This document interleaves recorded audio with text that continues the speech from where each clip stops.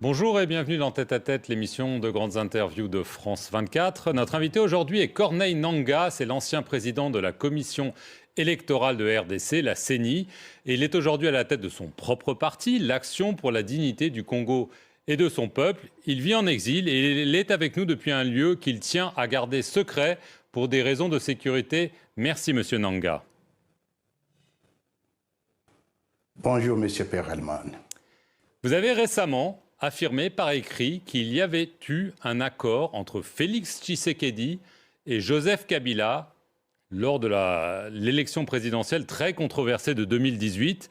Vous affirmez qu'il s'agit d'un accord conclu juste avant la publication des résultats, devant témoins par les deux rivaux donc, et validé par 3 chefs d'État. Est-ce que vous pouvez nous dire aujourd'hui, pour la première fois, exactement de quoi il s'agit ? En 2018, je confirme effectivement qu'il y a eu un accord.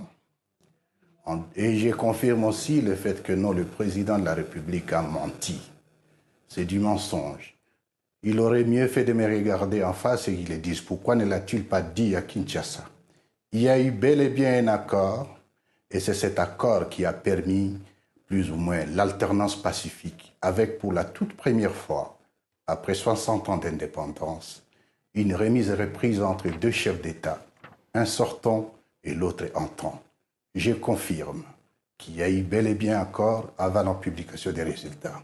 Alors, qu'est-ce qu'il y a dans cet accord? Il n'a pas été rendu public. Vous avez affirmé que vous en êtes l'un des rédacteurs. Que dit cet accord? Est-ce qu'il dit que Joseph Kabila et Félix Tshisekedi se mettent d'accord pour partager le pouvoir, alors que, d'après la CENCO, d'après beaucoup de pays occidentaux, l'élection n'a pas été gagnée par Félix Tshisekedi, mais par Martin Fayulu? Donc, ne revenons pas sur là. Je pense que ce n'est pas opportun de revenir sur la question de qui a gagné. Parce que de toute façon, la CENI a annoncé les résultats provisoires et les résultats définitifs ont été annoncés par la Cour constitutionnelle. L'accord était, en fait, la circonstance de 2018 est une circonstance exceptionnelle où pour la toute première fois, on n'avait jamais eu une passation des pouvoirs. Et c'est la gestion de cette circonstance exceptionnelle où il y avait la conjugaison de plusieurs intérêts. Les intérêts de ceux qui étaient avec les différents candidats, les intérêts de la communauté internationale, mais ce qu'on a souvent oublié, les intérêts des forces de sécurité et de l'ordre. Bien entendu, la CENI devait jouer un rôle pour la paix, pour la passation pacifique du pouvoir. L'accord s'intitule l'accord pour la paix et la stabilité de la République démocratique du Congo. L'accord n'a violé aucune disposition de la Constitution, mais elle permettait la fluidité de cette passation des pouvoirs. Et je confirme que l'accord a bel et bien eu lieu, mais M. Tshisekedi est habitué au parjure et à la négation, et je me demande pourquoi l'a-t-il dit à New York? Il devait le dire à Kinshasa. Qu'y a-t-il dans cet accord, Monsieur Nangaa? Je vous repose la question. Pourquoi est-ce que Félix Tshisekedi nie qu'il y a un accord? Si vous dites qu'il n'y a pas de problème, pourquoi ce secret? Pourquoi ce mystère? Il n'y a pas de mystère, il n'y a pas du tout de mystère. Dans les jours qui viennent, Monsieur Perelman, nous allons rendre public l'accord. Et l'accord a pour objet le partage des pouvoirs.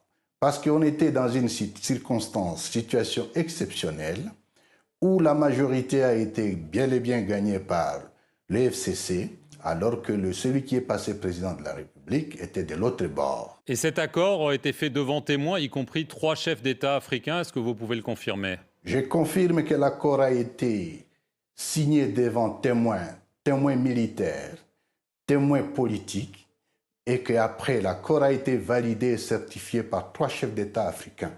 Est-ce que vous pouvez les citer? Bien entendu, c'est le président sud-africain, c'était l'ancien président kényan et le président égyptien. Vous avez quand même dit dans une interview à Radio Okapi fin août, parce que vous dites que les résultats ne sont pas controversés, vous ne voulez pas revenir dessus, vous avez dit quand même qu'il y a eu des secrets de délibération des véritables résultats. Est-ce que vous maintenez aujourd'hui que ce n'est pas Martin Fayulu qui a gagné cette élection, Monsieur Nangaa, parce que lui le maintient jusqu'à aujourd'hui? Je n'ai jamais dit ça au Capi. encore qu'il est hors de question pour moi de donner ici les secrets des délibérations des votes. Là, cette question a été réglée par la loi, dans la mesure où la CENI a proclamé les résultats provisoires qui ont été confirmés par la Cour constitutionnelle. Le problème avec Marc, le problème dans cette histoire, laissez-moi le dire aujourd'hui, c'est qu'il y a eu beaucoup d'intervenants, comme je les ai cités au départ. Vous aviez la CENI, la Cour constitutionnelle. Vous aviez, bien entendu, l'ancien chef de l'État et les nouveaux chefs de l'État qui est en fonction. Vous avez les services de sécurité et la communauté internationale. C'était autant d'intérêts autour de la question. Alors, ce qui est souvent énervant est que ça soit la CENI seule, et donc le président de la CENI, l'ancien président de la CENI seul que je suis, et que je sois en train de payer la facture. Disons, mon adjoint ainsi que mon conseiller technique avons été sanctionnés par les Américains à cause de ça. Et aujourd'hui, on ne peut pas nier qu'il y a eu un accord. Et c'est ce qui est très énervant parce que ceux qui sont bénéficiaires, de ce qui est le premier bénéficiaire de cet accord, il devrait être sincère et être dans l'humilité de ne pas mentir. Il a menti.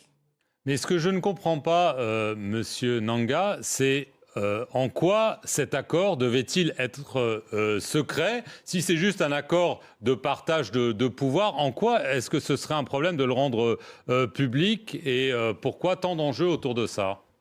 Monsieur Perelman, ce n'est pas à moi de vous apprendre que dans la vie des sociétés, les sociétés vivent des accords. Cet accord n'est pas un accord secret. Cet accord est un accord public, il sera rendu public dans les jours qui viennent. Mais comme vous le dites vous-même, on est en 2023. Pourquoi est-ce qu'il n'a pas été rendu public au moment où il a été signé, début 2019? Quel était le problème?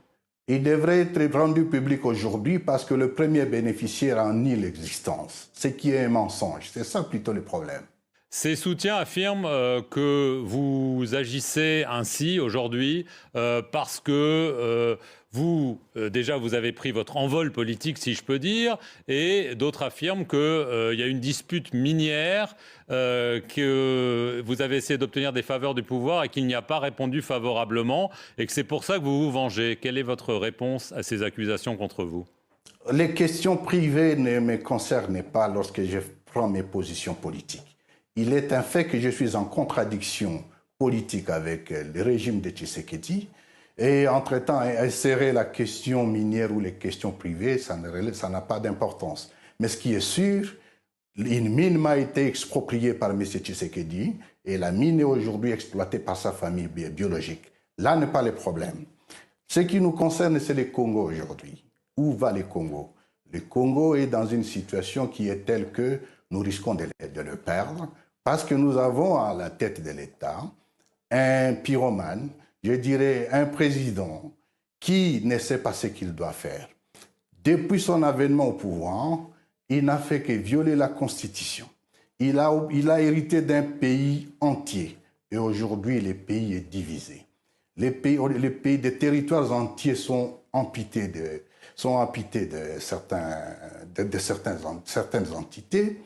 Et est-ce que ça doit continuer de cette façon? Je ne pense pas. Le tâtonnement avec lequel il gère la situation sécuritaire du pays nous montre qu'aujourd'hui, M. Tshisekedi, c'est plutôt un agent de la balkanisation du Congo. Et nous ne devons pas le laisser faire, nous devons le stopper. C'est cela notre combat. Vous dites que vous êtes menacé. Sur quelle base affirmez-vous cela, M. Nanga? La menace de mon intégrité physique est réelle. Je suis en exil forcé parce que M. Tshisekedi voulait me tuer. Au fait, la chanson a toujours été la même. Nanga en connaît un peu trop. Il en sait un peu trop. Et c'est ça le problème. On m'a retiré la garde alors que j'en ai droit. Évidemment, c'est sa politique de vouloir humilier tout le monde qui plus ou moins a participé à ce qu'il soit là aujourd'hui. C'est la même chose aujourd'hui. La tendance, la propension à chercher à humilier l'ancien chef de l'État, ça va dans cette logique. Moi, on m'a retiré la garde. J'ai eu des menaces en permanence. Je me suis éclipsé de Kinshasa. Et c'est ce qui justifie qu'aujourd'hui, je suis en errance ou en exil.